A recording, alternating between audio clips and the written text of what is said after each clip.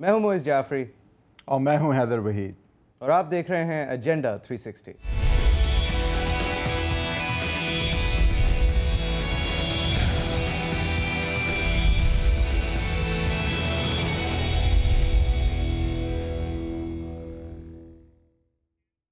Supreme court में अहम तरीन केसेस की समाअत, अफवाहें कि इलेक्शंस डिले हो सकते हैं और सियासी स्ट्रैटेजी इस वक्त जो है क्या हो सकती है PML नून और इमरान खान की कि ये आसिफ अली जरदारी लेड गवर्नमेंट को बिलाखिर हटाया जाए, किस तरह हटाया जाए। एक खाका हमने देखा गिलानी साहब के बेटे का इलेक्शन, जहां सारी पार्टियां एक इंडिपेंडेंट कैंडिडेट के पीछे अपना वज़न डालती हैं और 4000 या 4,500 वोटों से सिर्फ पीछे रह जाती हैं। ये गिलानी साहब के का अपनी कंस्टिट्यूंसी थी, एक वज़ीर आज़म जो अपने आप को शहीद कहता था, लेकिन दूसरी तरफ एक वज़ीर आज़म जो कन्विक्टेड भी था और फिर उसके बावजूद भी जीत गया। तो क्या आने वाला वक्त ये क्या इस तरफ इशारा करती है बात कि आने वाले वक्त में अगर इमरान खान साहब कोई सीट एडजस्टमेंट नहीं कर लेते नवाज़ शरीफ साहब के साथ तो पीपल्स पार्टी जीत जाएगी, या फिर ये इस तरफ इशारा करता है कि सब मिल भी जाएं तो वही लोग, इस दफ़ा तो पीपल्स पार्टी थी उस हलके में, लेकिन वही लोग जो जीतते आए हैं उन्हीं हलकों में जहां वो ताकतवर हैं, जहाँ वो चौधरी हैं, जहाँ वो वडेरे हैं, वही रिज़ल्ट होगा, या फिर ये चेंज आएगी जो मीडिया और जुडिशल मूवमेंट के बाद हमें वादे सुनते रहते हैं, हम इस पर बातें सुनते रहते हैं कि चेंज आएगी। इन सारी चीज़ों पे तबसरा लेंगे। हारून रशीद साहब सीनियर तज्ज़िया निगार हमारे साथ मौजूद हैं। सईद गनी साहब, सेनेटर सईद गनी साहब पीपल्स पार्टी की रहनुमाई करते हैं, पीपल्स पार्टी के हवाले से मौक़िफ़ बड़ी संजीदा और बड़ी पुख्तगी के साथ पेश करते हैं। हम चाहेंगे कि वो इन सारे मौजू पे हमारी जो है आज असिस्ट भी करें और अपना तबसरा दें। हारून रशीद साहब बहुत बहुत शुक्रिया। सबसे पहले मैं चाहूँगा कि आपसे पूछ सकूँ सर, शुरू करेंगे सर अहम तरीन जो अदालत में इस वक्त समाअत चल रही है, तौहीन अदालत का अपनी जगह केस है, फिर असगर ख़ान का केस है और फिर वज़ीर आज़म का NRO के हवाले से जो केस है। पहले वज़ीर आज़म की बात लेंगे सर, आपको इस वक्त क्या लगता है सर? लगता यही है मुझे कि सुप्रीम कोर्ट ने कुछ दानिशमंदी मज़ीद दिखाई है, शुरू से ही वो हल्का हाथ मेरे ख़्याल से तो रख रहे हैं।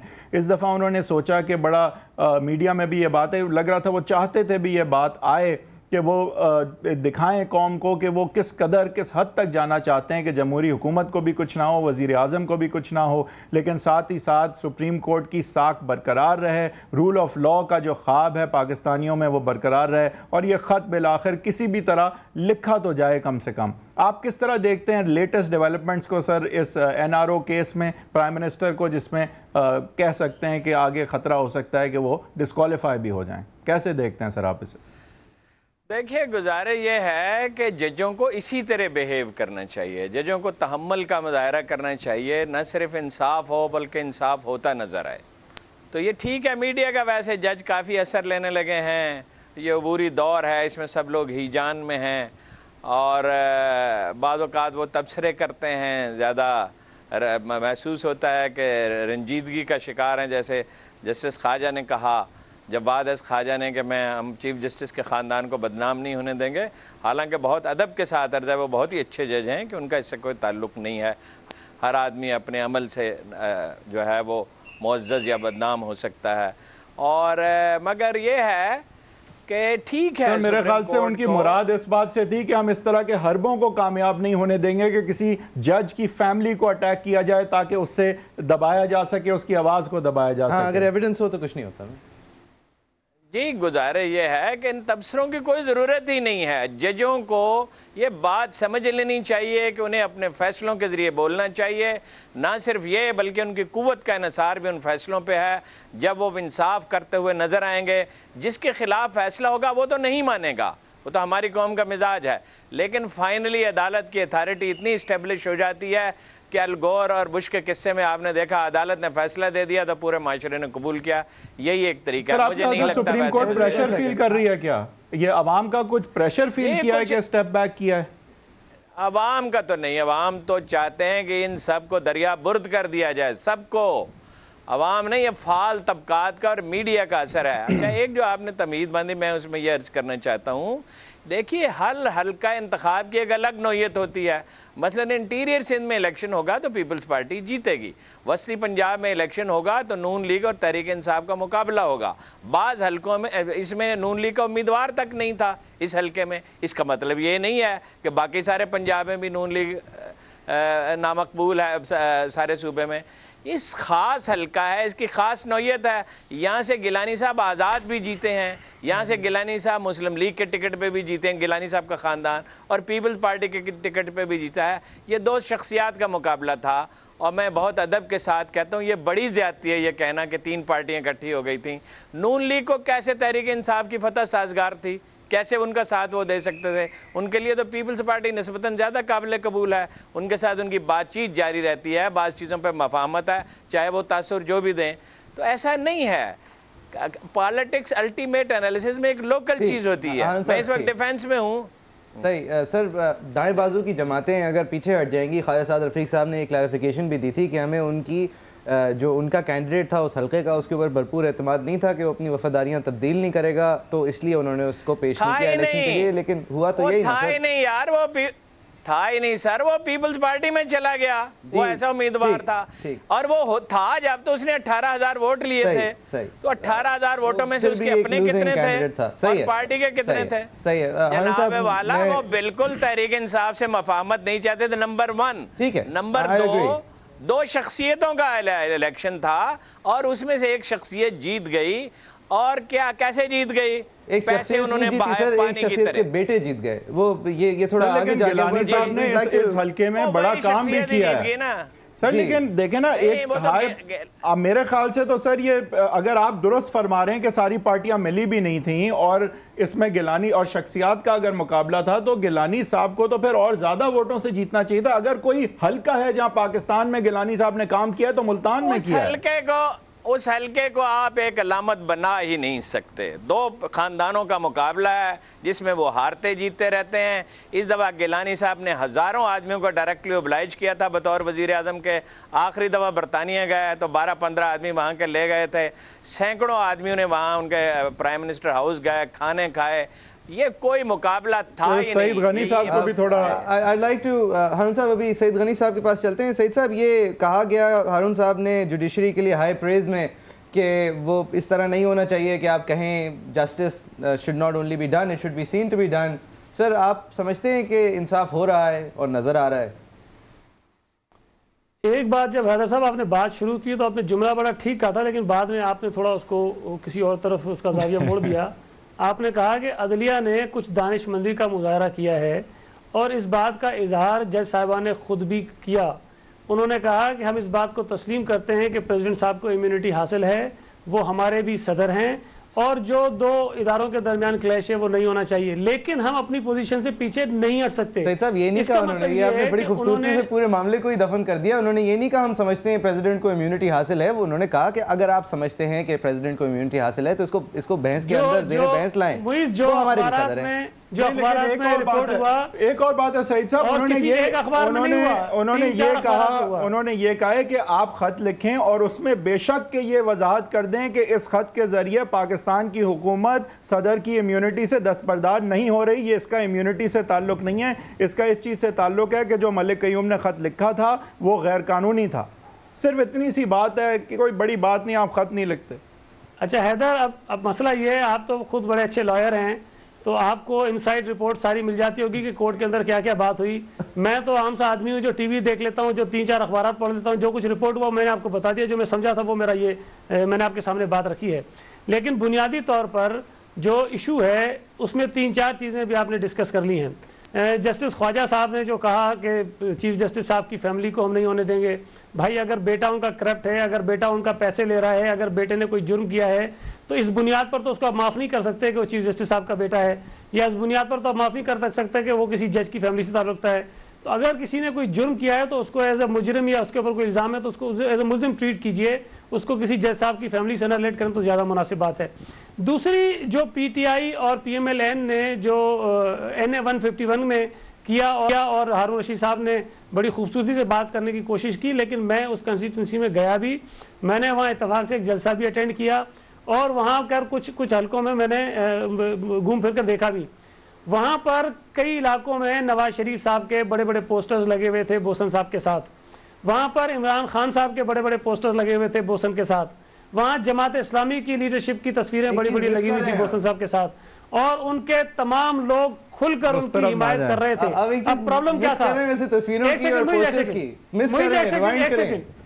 एक सेकंड, नहीं और भी थी, लेकिन चूंकि मैंने देखी नहीं इसलिए मैं नहीं कह रहा हूँ। चीफ जस्टिस साहब की लगी थी लेकिन उतर गई उसमें बाद में, मैंने अपनी आंखों से नहीं देखी।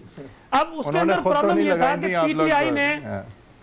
पीटीआई ने एक प्रिंसिपल स्टैंड लिया हुआ है कि जी हम बाइकआउट करेंगे, किसी इलेक्शन का हिस्सा नहीं लेंगे। जो बाई इलेक्शन हो रहे हैं वो इसलिए नहीं जाना चाहते हैं कि हार जाएंगे तो उनकी जो हवा भरी हुई निकल जाएगी, इसलिए वो नहीं जाते। उन्होंने बाइकआउट किया। उनके जो एक बड़े लीडर हैं बोसन साहब, उन्होंने कोशिश की कि पीटीआई उनको टिकट दे दे, लेकिन पीटीआई ने नहीं दिया। पर यह तय हुआ कि अपने भाई को इंडिपेंडेंट आप खड़ा करें। फिर उनके ऊपर पीएमएलएन ने वर्क किया कि वो पीएमएलएन का टिकट ले रहे हैं और उनके टिकट पर कंटेस्ट करें। वो जो इसहाक बुच्चा साहब की बात कर रहे हैं जो पीपल्स पार्टी में शामिल हो गए, वो नून लीग के पास गए थे टिकट लेने। नून लीग ने जब उनको इसलिए टिकट नहीं दिया कि वो बोसन साहब के ऊपर वर्क कर रहे थे। तो इस सारे झगड़े में तीनों जमातों का जो टारगेट था वो ये था कि किसी तरह गिलानी साहब को हराया जाए, और उन्होंने पूरी कोशिश की और अंडरस्टैंडिंग हुई है, उसमें काम किया है। अब हमें कम से कम हमें मुझे एक सेकंड, हमें खुले दिल से अगर हम हार गए हैं तो हमें मान लेना चाहिए कि हम हार गए हैं। हम ये बात मानते हैं कि पीपल्स पार्टी के सामने 4-5 जमातें इकट्ठी हो गई और उन्होंने काफी ज्यादा वोट लिए, लेकिन वो हार गए। तो हमें खुले दिल का मुजाहरा करना चाहिए। पंजाब में 4,500 वोट से सदन पंजाब में आप जीत गए, आप बड़े खुश हो रहे हैं। सेंट्रल और नॉर्दर्न पंजाब में क्या बनेगा सर? आपकी हुकूमत के अंदर बाय इलेक्शन हैदर एक सेकंड, अगर आप उस कंस्टिट्यूंसी में चले जाते, पूरी इलेक्शन कमीशन हमारे खिलाफ लड़ रही थी। जस्टिस शाकुरुल्लाह जान जो सुप्रीम कोर्ट के सिटिंग जज हैं, उन्होंने जो कोड ऑफ एक सेकंड हैदर, जो कोड ऑफ कंडक्ट बनाया इलेक्शन कमीशन ने, आप उसको पढ़िए, वो बदयानती पर मबनी है। वो उन्होंने कोशिश की कि लोगों को वोट डालने से रोका जाए। उन्होंने कोशिश की कि कैंडिडेट्स वहां पर, सर मैंने हारने के बाद तो रोते हुए लोगों को देखा, जीतने के बाद आप क्यों रो रहे हैं? आप जीतने के बाद रो रहे हैं। आपको फैक्ट बता रहा हूं। सही साहब, यहाँ पे एक जरा इंपॉर्टेंट 1 सेकंड, तमाम सियासी जमातों के मुकाबले में इलेक्शन जीता। आपके खिलाफ सब लोग इलेक्शन कमीशन के मुकाबले में इलेक्शन जीता। हमने फिर भी आप जीते के उस पूरे परसेप्शन को ओबामा भी आपके खिलाफ नहीं 1 सेकंड, वो पता नहीं उन्होंने कितना बड़ा जुल्म कर दिया है। सही साहब, if you could just hold for a second, ये एक सवाल हारून रशीद साहब के लिए। हारून साहब, ये हैदर वहीद ने अपनी इंट्रोडक्शन में भी फरमाया था, मैं इसके ऊपर आपकी कमेंट लेना चाहूँगा। पीटीआई के आप सरबराहान के काफ़ी करीब हैं, इमरान खान साहब को आप पब्लिकली और प्राइवेटली दोनों एडवाइजरीज देते हैं, और हमने इसके ऊपर ही आपके साथ एक शो पहले कर चुके हैं। ये हैदर वहीद ने कहा था कि अगर अलायंस के लिए सोचे पीएमएल नून और पीटीआई, सर ये इसलिए पॉसिबल नहीं है ना क्योंकि पीटीआई समझती है कि वो एब्सोल्यूट मेजॉरिटी लेगी, और अगर वो अलायंस कर लेती है, कोalition कर लेती है, तो ये बात हकीकत सामने आ जाएगी कि नून लीग उनको 30 सीटें या 20 सीटें या 25 सीटें देने को तैयार है, और फिर वो सारे इस प्रोपेगेंडा आर्म के अंदर एक नून लीग क्या किसी को सीटें देगी, और नून लीग क्या किसी को सीटें देगी? जो किसी को देता है अल्लाह देता है, जो किसी से लेता है अल्लाह लेता है। तहरीक इंसाफ की तो बुनियाद ही मुनहदिम हो जाएगी।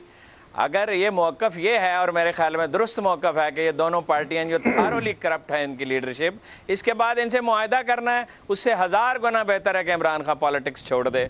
यानी ये क्या सवाल पैदा होता है कि आप मौक़िफ़ आपका यह है कि ये करप्ट हैं, इन्होंने मुल्क को बर्बाद किया है, सरमाया मुल्क से बाहर ले गए हैं, और पुलिस और पटवार को ठीक करने की रत्ती बराबर कोशिश नहीं की, करप्शन रोकने की कोई कोशिश नहीं की, और कोई मुल्क में ये मौजूद तो पहले ही, माजरत से आपकी बात काट रहा हूं, आपसे पूछूंगा इसका जवाब, लेकिन ये बात तो पहले ही दफन हो चुकी है ना। आपकी पार्टी में असगर खान है जिन्होंने केस किया था, आपकी पार्टी में जावेद हाशमी है जो उस केस में नामजद है, आपकी पार्टी में, आपकी से मुराद ये पीटीआई में, इस पार्टी में सरदार आसिफ अहमद अली हैं जिनके ऊपर करप्शन का इल्जाम लगाते हैं, आजम स्वाति जो भी इस पार्टी में। और मेरे भाई एक बात तो ये है कि आप कालम माशाल्लाह पढ़ते रहते हैं, मेरी पार्टी बिल्कुल नहीं है। एक आदमी था जो, मेरी बात सुनिए, मैं इसके लिए साफकारा रखता हूँ, दूसरों के मुकाबले में उसको तरजीह देता हूँ।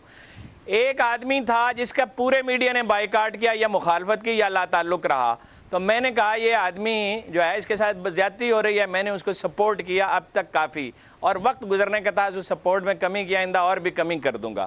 इसलिए कि मेरा ये काम नहीं है, ना मुझे हुकूमत में शामिल होना, ना मुझे टिकट लेना, ना अल्हम्दुलिल्लाह मैंने कोई बेनिफिट किया। जाती दोस्त वो बहुत अच्छा है, आपकी बात हम मानते हैं, आपकी बात मानते हैं। सर ये बताएं, अगर जिन लोगों का आपने नाम लिया है आपने जिन लोगों का नाम लिया इनमें से हर एक पे मैंने तनकीद की उसके शामिल होने पे। मैंने शाह महमूद को वेलकम नहीं किया। सर बिल्कुल किया। मैं अपना सवाल रिफ्रेश कर देता हूँ। मेरे सवाल की जो वजन था वो खत्म हो गया। अगर मैंने ये कहा कि आप पीटीआई के और आपने उससे आपको बुरा लगा, मेरा ये मकसद नहीं था। मेरा सवाल ये था कि अगर करप्शन को सवाल करना बुरा करने का सही, अगर करप्शन को उन्होंने ये सुकून बनाया ना कि हम करप्शन खत्म करेंगे, तो लानतान एक दूसरे पे करने वाले, करप्शन की ही, जो बदउनवानी की ही लानतान करने वाले, वो सब उन्हीं की पार्टी में हैं एक दूसरी तरफ से। देखिए, गुजारिश ये है कि जो कायदे, मैं कोई जस्टिफाई किसी गलत चीज़ को नहीं करूँगा। गलत लोग शामिल हुए हैं, उन्हें कार्नर करना चाहिए। और एक साहब तो अमीर हुसैन साहब जो मुझसे कहते रहे कि मैं आपसे मिलना चाहता हूँ, मैं आपके तवज्जो से शामिल होना चाहता हूँ, मैंने उनसे मुलाकात से इनकार किया।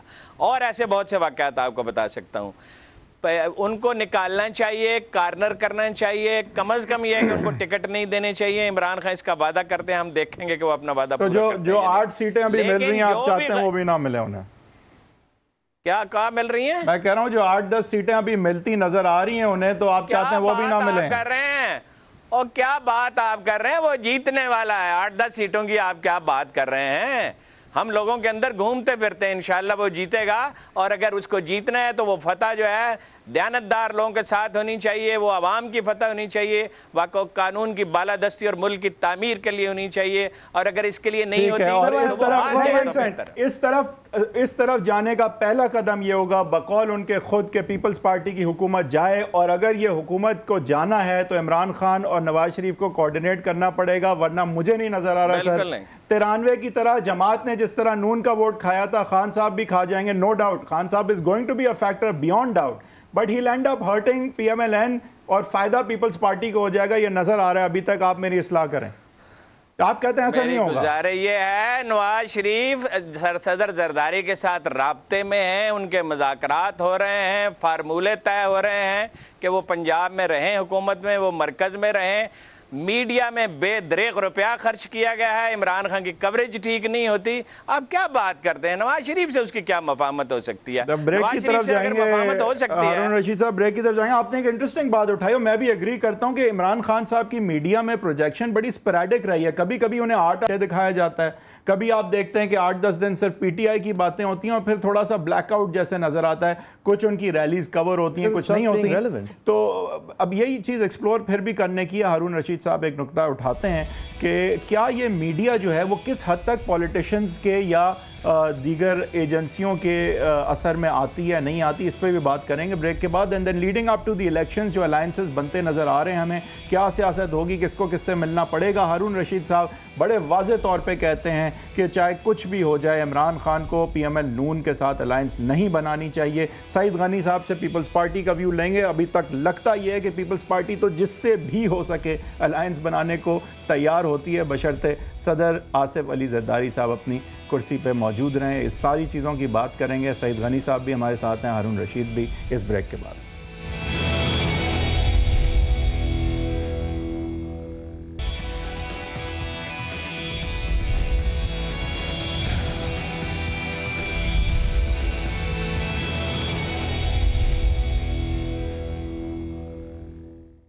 Welcome back. आप देख रहे हैं एजेंडा 360। हमारे साथ आज हैं सेनेटर सईद गनी और हारून रशीद साहब। गनी साहब, आपके पास अगर मैं आऊँ PTI के हवाले से, फिर पीपल्स पार्टी के बारे में भी आप बताइएगा।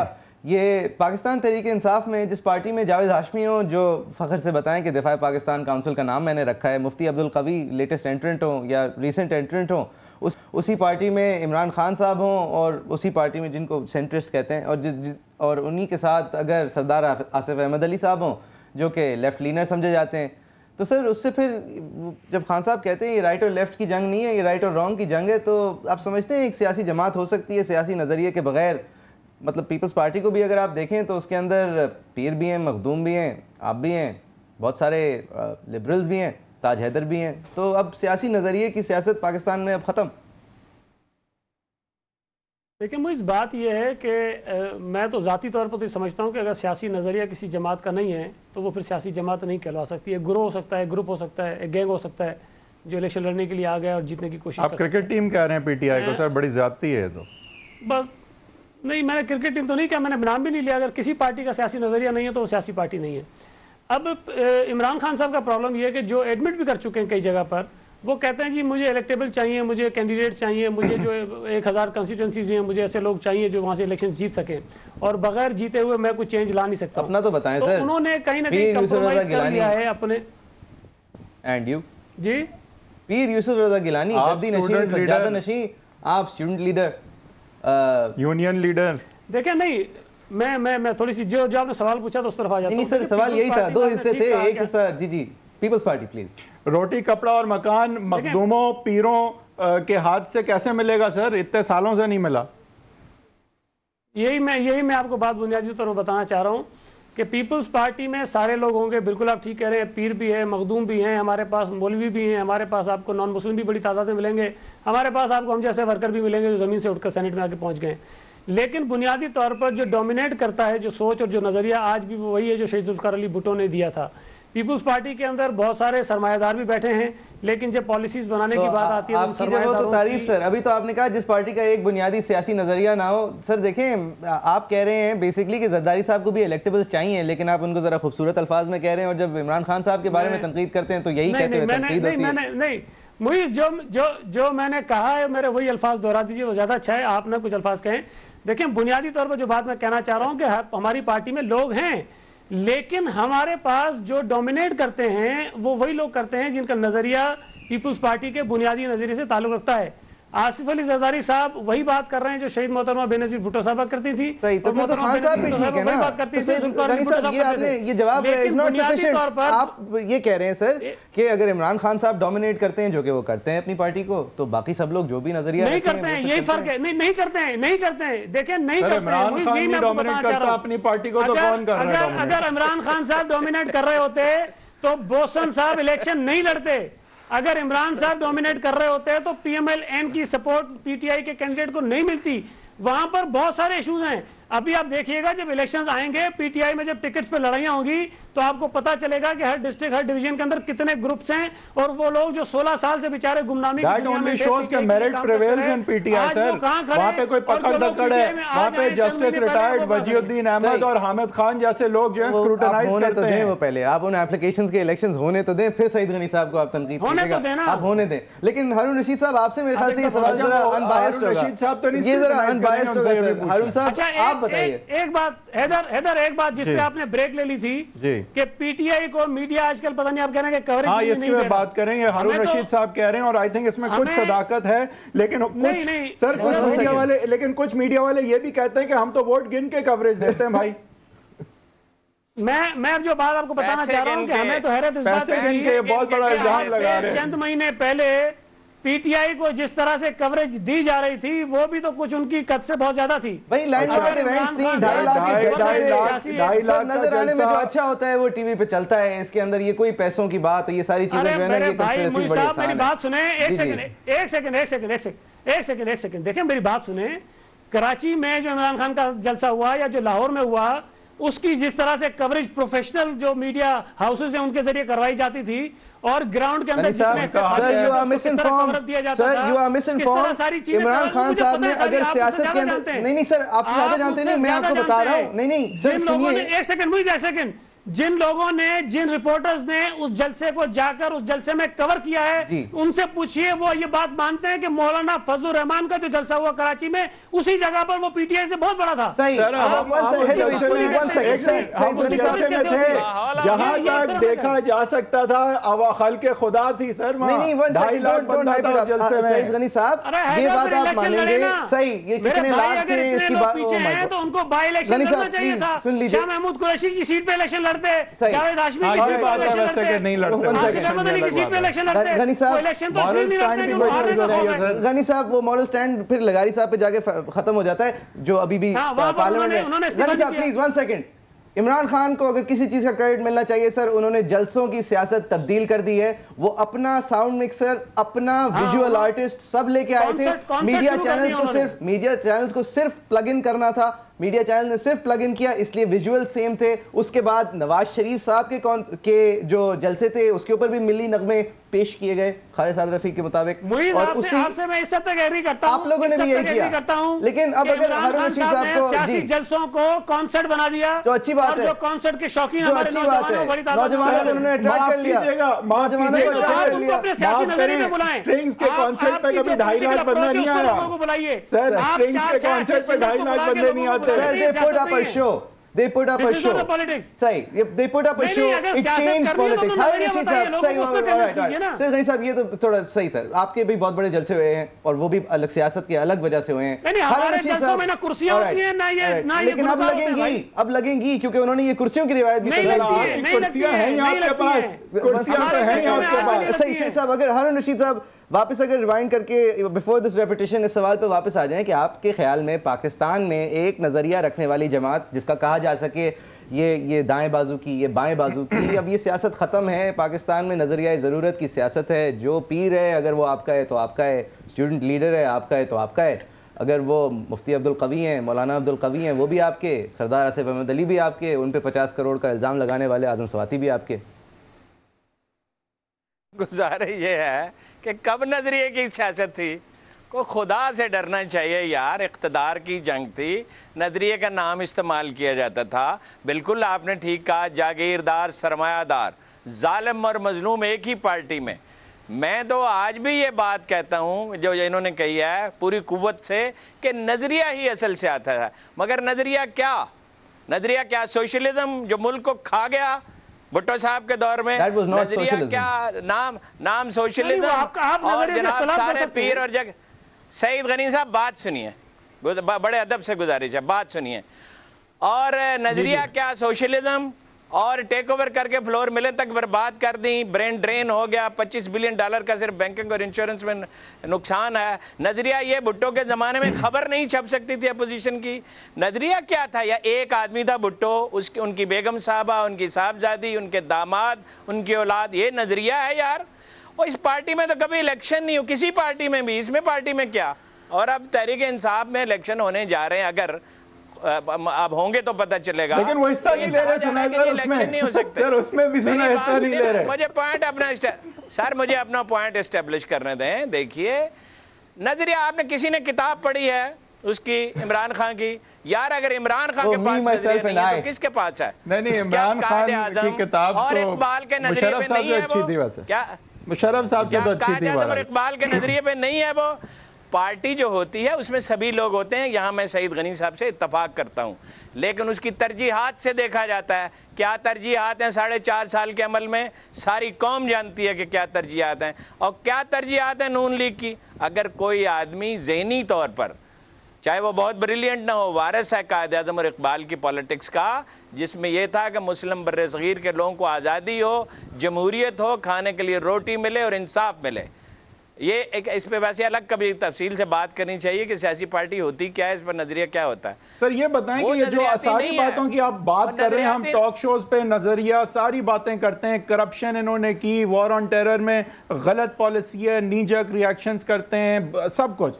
क्या जब वोटर वोट देने इस दफ़ा जाएगा, इस दफ़ा इतनी सारी 8-10 साल की मीडिया की इंफॉर्मेशन की बॉम्बार्डमेंट के बाद, कोई फर्क होगा उस वोटर में सर? पहले से आपके ख्याल से कुछ नताइज मुख्तलिफ हो सकते हैं? क्या मेरे भाई, वो जीत जाएगा, उसको कोई रोक नहीं सकता। गैब तो अल्लाह ताला जानता है। 17 साल से मैं कह रहा हूं कि वो एक बड़े लीडर के तौर पे मर्ज होगा। इस मुल्क में एक आदमी मेरी बात नहीं मानता था, और मुझे कोई इल्हाम तो नहीं होता, मगर एक सादा बात थी कि एक मुखलस आदमी है, काम मुकम्मल करता है, दयानतदार है, सिंसियर है, आवाम से हमदर्दी रखता है। पहले भी मुखलस था, पहले भी सिंसियर था जी। वो ये ग्रोथ होती है। कायद आज़म की ग्रोथ कितने अरसे में हुई थी?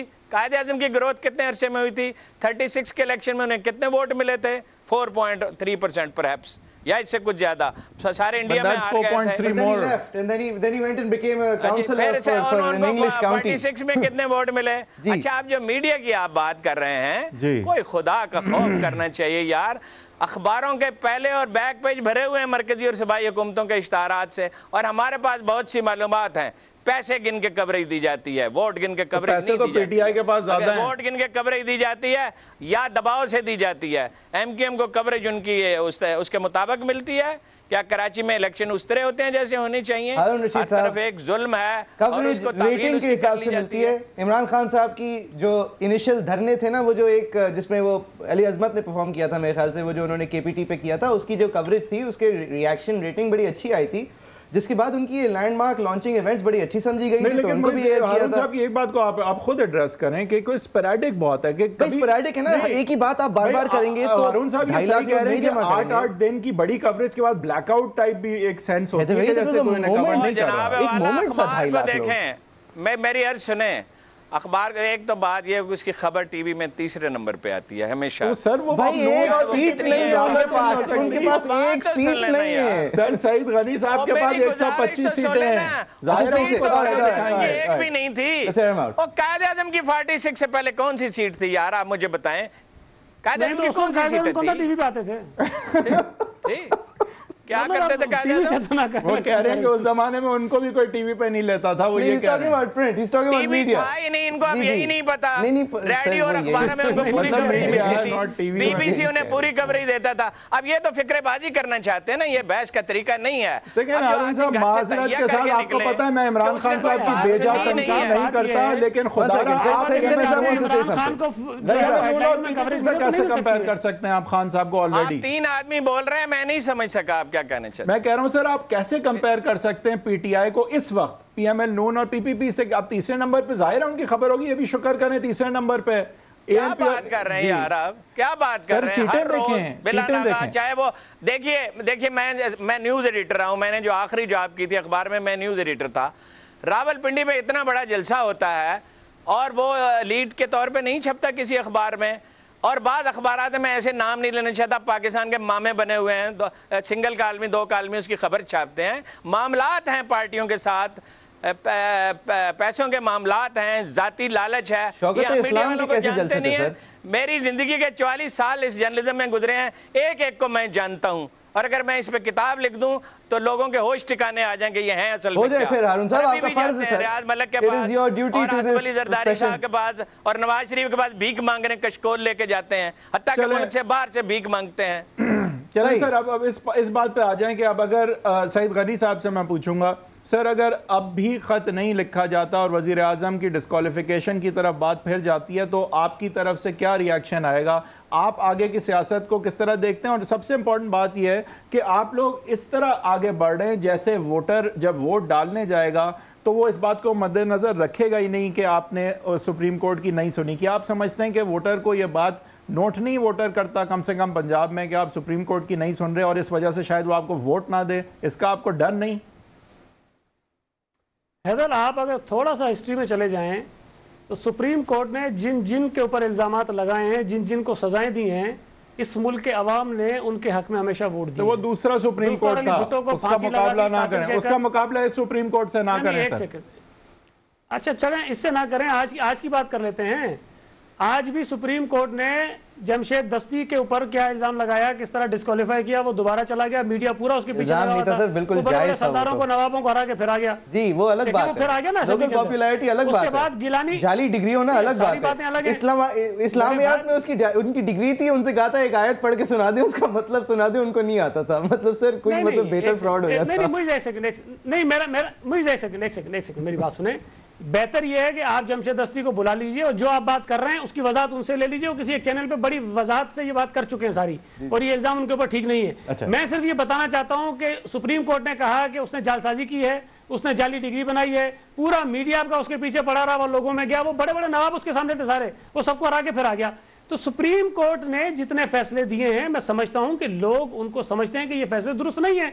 और गिलानी साहब का भी ताजा आपके सामने मिसाल है, ऐसा नहीं है। उनको कितना उनको क्रिटिसाइज नहीं किया गया, मीडिया ने कितने इल्जाम नहीं लगाए, सुप्रीम कोर्ट में क्या कुछ उनको नहीं कहा गया, लेकिन जब लोगों के पास गए लोगों ने फिर उनको वोट दे दिया। तो हमें इस चीज की कोई फिक्र नहीं है कि अगर सुप्रीम कोर्ट हम पे कोई इल्जाम लगा देगा या हमारे दो चार सियासत चले वहां, जहां रोटी कपड़ा मकान चले वहां आप सही। सर आप कह रहे हैं आपको फर्क नहीं पड़ता कि आप सुप्रीम कोर्ट की बात ना सुने सर? कैसी ये तो बड़ी गैर आईनी बात है। जी मैं इसकी वजाहत करता हूँ जी। हैदर, बात ये है कि हमने आइन की पासदारी के लिए हलफ उठाया है सर। आइन की पासदारी करने का मतलब है सुप्रीम कोर्ट की सुनना के खिलाफ। सुप्रीम कोर्ट की सुनना ही आइन की पासदारी है, या फिर आइन साजी करके सुप्रीम कोर्ट की हुदूद मुकर्रर कर देना। नहीं, वो भी आप हुदूद महदूद नहीं कर सकते। जावेद इकबाल साहब ने कहा इसलिए आपको पता चल जाएगा अभी। अच्छा, जब ये कॉन्स्टिट्यूशनल अमेंडमेंट को भी वो लोग सुन लेंगे। बात सुने, एक सेकंड हैदर, एक सेकंड। आइन में ये तो लिखा है कि पार्लियामेंट की जो आइन में तरमीम करने के इख्तियारात हैं वो लामहदूद हैं, लिखा हुआ है। 239 का गालिबन 6 है। We can't do this. We have 3 minutes left. ये बहुत लंबी बहस हो जाएगी सर। पार्लियामान सुप्रीम है। बात ये है कि अगर ये लिखा हुआ है, लेकिन उसके बाद भी सुप्रीम कोर्ट पार्लियामेंट की तरफ से होने वाली अमेंडमेंट्स को अंडू कर देता है, उसके अंदर चेंजेस कर देता है। लेकिन क्या आइन में कहीं ये लिखा है कि सुप्रीम कोर्ट तशरीह के नाम पर, इंटरप्रिटेशन के नाम पर पूरे आइन के आर्टिकल्स की जो तशरीह है वो करके उनका बिल्कुल उनका मफहूम ही बदल के रख दे? ये तो आप कह रहे हैं, ये तो आप कह रहे हैं। बहुत सारी देखिए रफी साहब, ये आप लोगों को ख्याल आना चाहिए था जब आपने बाबर अवान को इत्तेजार हसन साहब की जगह खड़ा किया और इत्तेजार हसन को बाबर अवान साहब की जगह खड़ा किया। This is it's too late. मुझे जरा बात पूरी करने दें। मैं आपके उस सवाल की तरफ आ जाता हूं कि वोटर के लिए ये चीज ज्यादा अहम है कि मुल्क में आइन के ऊपर अमल कौन कर रहा है। हारून रशीद साहब से कुछ अगर हम खत नहीं लिख रहे हैं तो आइन के मुताबिक ये बात हो रही है, हम खत नहीं लिखना चाहते क्योंकि आइन मना करता है। और ये बात सुप्रीम कोर्ट 10 दफा भी कहेगा, नहीं लिखना चाहते, नहीं लिख सकते। बहुत सारी तरामीम और तब्दीलियां कर दी हैं, वो आर्टिकल 242 को भी निकाल के फेंक दें, उसके बाद हमें कहें ना लिखे तो मुजरिम है। लेकिन आप आर्ग्यू करें 248 आपने जब करना था किया नहीं। आप दिसंबर 2013 का इंतजार करें सर। आपका बेसिकली बेस्ट आपके लिए हल ये है, आप कुछ कर दें, 10-12 प्राइम मिनिस्टर लाइन में लगा दें, एक्सटेंशन। खैर हारून साहब, नहीं, हारून साहब से मुझे एक चीज पूछनी है। हारून साहब, आप जो है ये तो जरूर कहते हैं कि पीटीआई का ब्लैकआउट हो जाता है और वगैरह। नून लीग वाले हमेशा, कल साद रफीक साहब, ख्वाजा साद रफीक भी मेरे गेस्ट थे, वो भी यही कह रहे थे कि अमेरिका, आर्मी और बेतहाशा इस्टेब्लिशमेंट की एजेंसियां वगैरह नून लीग को बाहर रखना चाहती हैं। तो नून लीग के भी तो खिलाफ एक महाज बना हुआ है, आप उसको नहीं देखते? आप समझते हैं कि पीटीआई के खिलाफ बना हुआ है? पीटीआई पे तो इल्ज़ाम है कि आईएसआई के चीफ उनकी हेल्प कर रहे थे, इस तरह के तो इल्ज़ाम हैं। चाहे ये सच ना हो, लेकिन आप नून लीग को एग्जामिन करें, पूरा महाज उनके खिलाफ बना हुआ है, उनको आइसोलेट किया जाता है। इवन ऑपोजिशन में यार एक लाहौर के एक अखबार में इसका नाम बता दे जो नून लीग से इख्तलाफ की जुर्रत भी करे। एक आदमी ये खाकसार है जो कभी नून लीग पे तनकीद करता है और 2 साल से वेबसाइट्स पे मेरे खिलाफ कंपेन है कैरेक्टर असैसिनेशन की। क्या अब अमेरिका क्यों नून लीग के खिलाफ होगा? अमेरिका क्यों नून लीग के खिलाफ होगा? और ख्वाजा साद रफीक साहब के बारे में मैंने बहुत जब्त किया हुआ है 2-3 साल से। मुझे मालूम है ख्वाजा साद रफीक साहब के मामलात। इतनी गलत बयानी यार, इतनी गलत बयानी, कोई हद होती है गलत बयानी की। तासुर तो यही मिलता है कि जैसे नवाज शरीफ साहब को हैंडल करना क्योंकि मुश्किल होगा एस्टैब्लिशमेंट के लिए, अमेरिका के लिए बनिस्बत पीपल्स पार्टी, तो वो उनको बाहर रखना चाहते हैं।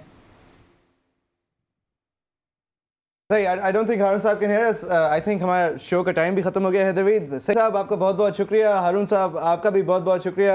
व्यूअर्स, आप देख रहे थे एजेंडा 360।